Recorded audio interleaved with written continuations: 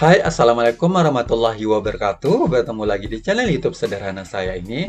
Jadi untuk kesempatan kali ini, mari kita belajar tentang soal UPPPG untuk guru SD dan ini merupakan bagian kedua.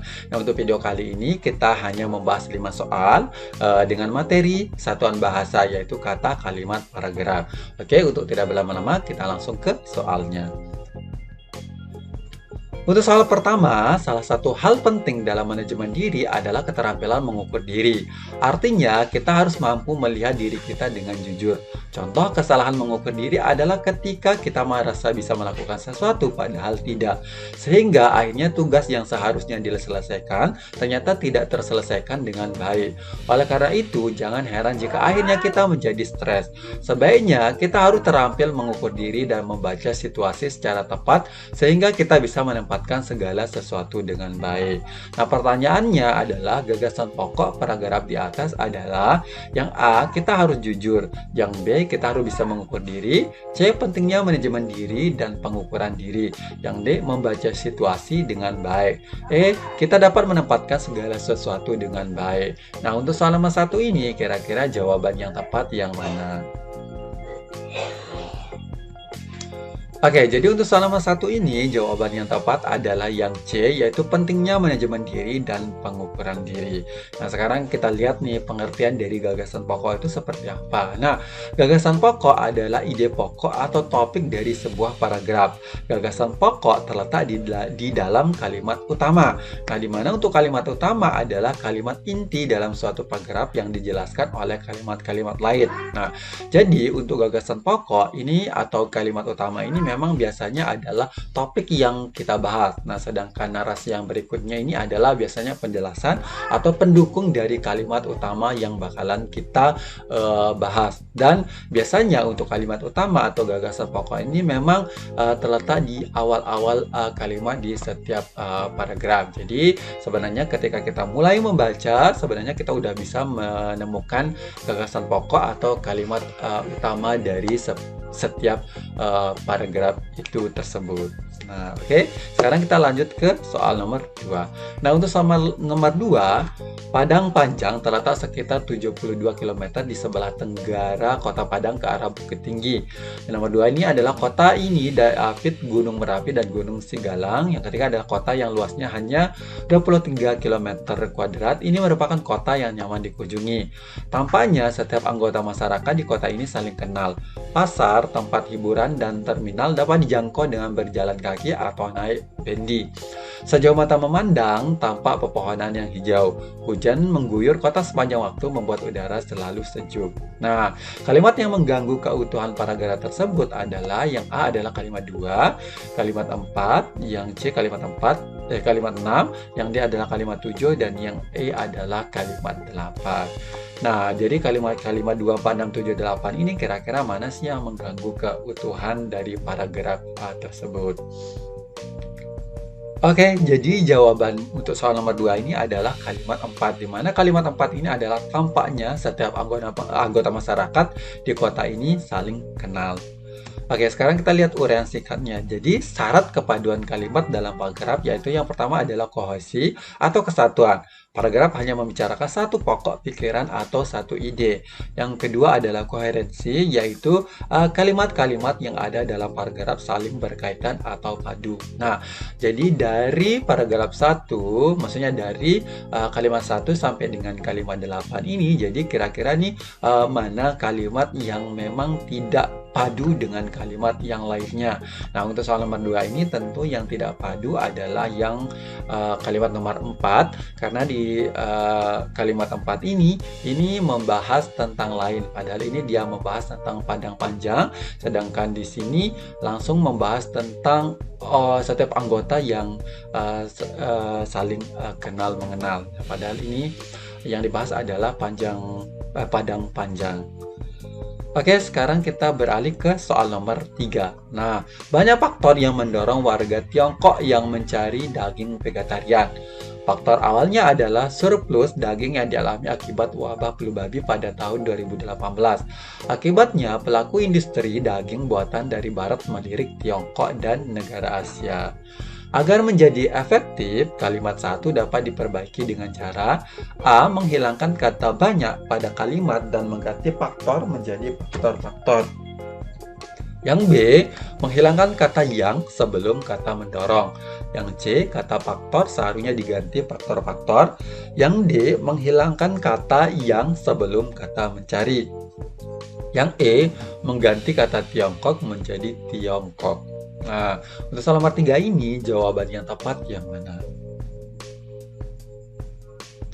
Oke, jadi untuk soal nomor 3 ini jawaban yang tepat adalah yang D, yaitu menghilangkan kata yang sebelum kata mencari. Oke, sekarang kita perhatikan yang menghilangkan kata yang sebelum kata mencari. Di sini banyak faktor yang mendorong warga Tiongkok yang mencari daging vegetarian. Nah, dari kalimat ini sebenarnya kita udah bisa mengirakan bahwa Tiongkok yang mencari ini aja udah udah ketika kita baca udah ada enak ya. Nah, jadi sebenarnya hal ini perlu kita perhatikan juga. Ada beberapa kata yang memang kita diselipkan itu sebenarnya kadang kita tidak pas membacanya atau rancau ya. Jadi ketika kita mau menghilangkan dan kita baca lagi itu biasanya akan pas. Nah, maka di sini bisa kita lihat penjelasannya bahwa kalimat efektif adalah kalimat yang menyampaikan pesan, gagasan, ide, dan pendapat penulis secara tepat sehingga bisa dipahami dengan baik oleh pembaca. Nah, di sini ciri-ciri kalimat efektif yaitu memiliki unsur penting atau pokok, setidaknya terdapat unsur subjek dan predikat. Berikutnya adalah taat terhadap tata aturan ejaan yang berlaku, kemudian menggunakan diksi yang tepat. Berikutnya adalah menggunakan kesepadanan antara struktur bahasa dan jalan pikiran yang logis dan sistematis. Nah, ini perlu kita perhatikan ketika kita ditanya tentang kalimat efektif. Oke. Next kita ke nomor 4. Nah, untuk soal nomor 4, karena eksploitasi yang terus-menerus berlangsung dan tidak diimbangi dengan penanaman kembali menyebabkan kawasan hutan menjadi rusak. Kalimat di atas menjadi kalimat baku apabila diperbaiki dengan cara A. Menghilangkan kata karena, yang B. Menghilangkan kata yang C adalah menambahkan tanda koma setelah kata kembali, yang D. Menghilangkan kata terus-menerus, yang E adalah mengubah kata tidak dengan tanpa. Nah, soal nomor 4 ini kira-kira jawaban yang tepat yang mana? Oke, jadi untuk soal nomor 4 ini jawaban yang tepat adalah yang C, yaitu menambahkan tanda koma setelah kata kembali. Nah, kalau kita perhatikan memang untuk kalimat soal ini tidak ada yang salah ya, tapi sebenarnya ketika kita tinjau dari segi materi atau peribahasa atau teori-teori dari bahasa. Nah, Pak, ini ternyata kalimat soal ini itu ada beberapa kesalahan dan ini memang bukan menjebak sih, karena mungkin pengetahuan kita yang terlalu minim tentang ejaan yang baik atau tanda koma, titik, tanda seru dan tanda tanya dalam bahasa, sehingga menyebabkan kita bahwa ini benar-benar saja. Padahal kalau kita teliti atau kita paham tentang materi tersebut, pasti ada beberapa yang bisa kita tebak bahwa kalimat tersebut salah. Oke, sekarang kita lihat uraian singkatnya. Di sini kalimat baku merupakan sebuah jenis kalimat yang disusun dengan benar dengan berdasarkan kaidah-kaidah yang berlaku dalam penyusunan kalimat.